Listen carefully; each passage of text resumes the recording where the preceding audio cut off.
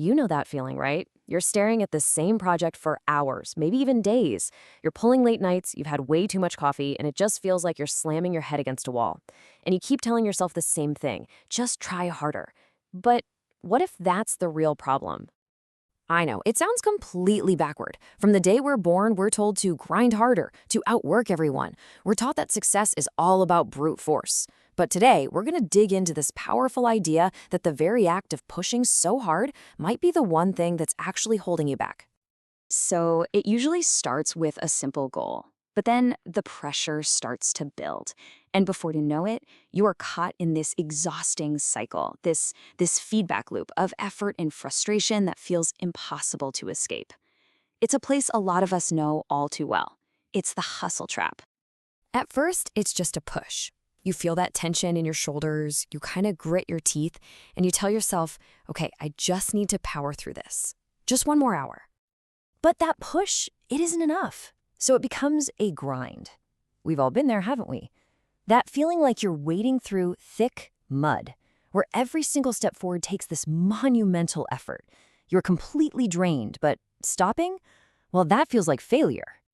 And then finally, when you get desperate, you just resort to pure force. It's like trying to jam a square peg into a round hole. You're just so convinced that if you push hard enough, it'll eventually fit. But it won't. You just end up exhausted and with a dented peg. Have you ever noticed this in your own life? It's a strange paradox, isn't it? Think about trying to remember a name that's right on the tip of your tongue. The more you strain and try to grab it, the further it seems to slip away. But the second you relax, the moment you think about something else, poof, there it is. That right there is the trap of effort. So this isn't just some weird quirk of our brains. It's actually a recognized principle. It's called the law of reversed effort. And it basically says that when it comes to your mind and your will, pushing directly against an obstacle often just makes it stronger. So, if charging headfirst into the wall isn't the answer, what is? Well, it really comes down to a fundamental choice in how we approach things. We can try to force it, which is a path that's just paved with resistance, friction, and, let's be honest, total burnout. It's like trying to paddle a canoe against a raging river current. Or we can choose to allow it. And that opens up a whole different path of ease, of flow, and natural momentum. It's about turning the canoe around and using that current to carry you forward. That is the critical question, isn't it? How do we make that shift from fighting the river to flowing with it? Well, the answer isn't some new life hack you'll find online. It's an ancient piece of wisdom that is frankly more relevant today than ever before.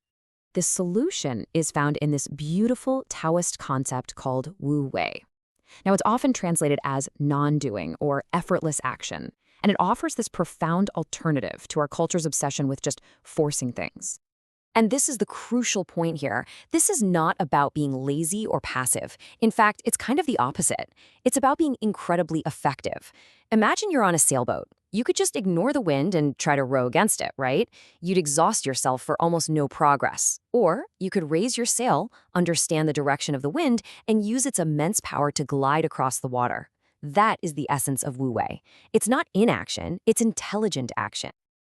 To really get a handle on this, just think about water. Water is the absolute master of Wu-Wei. It never attacks an obstacle head-on. It yields, it adapts, it just flows around whatever's in its path. It's soft, it's gentle, but you know what? Over time, its persistence can carve canyons through solid rock. That's our model. Okay, so how do we start flowing like water in our own lives? You can really break it down into 3 steps. First, you have to observe the current.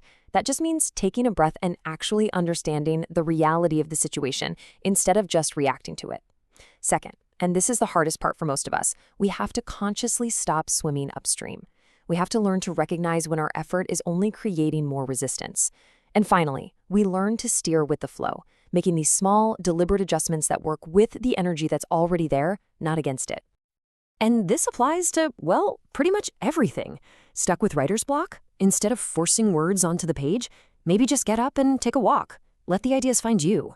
Trying to learn guitar? Don't grind for 3 hours until your fingers are screaming. Practice for a focused 20 minutes when you actually feel energized. It's all about finding the path of least resistance, not the path of most effort. And that's the big realization, you know? When you watch a true master at work, a great athlete, a musician, an artist, it doesn't look like a struggle. It looks effortless. They aren't fighting their craft, they're one with it. They've found that state of flow where things just happen, naturally and powerfully. So I'll leave you with this to think about. Take a look at the parts of your life where you feel the most stuck, the most frustrated. Maybe it's your career, a relationship, or a personal goal. And just ask yourself this: what would happen if I stopped pushing so hard and just started flowing? The answer might just change everything. Thanks for joining me.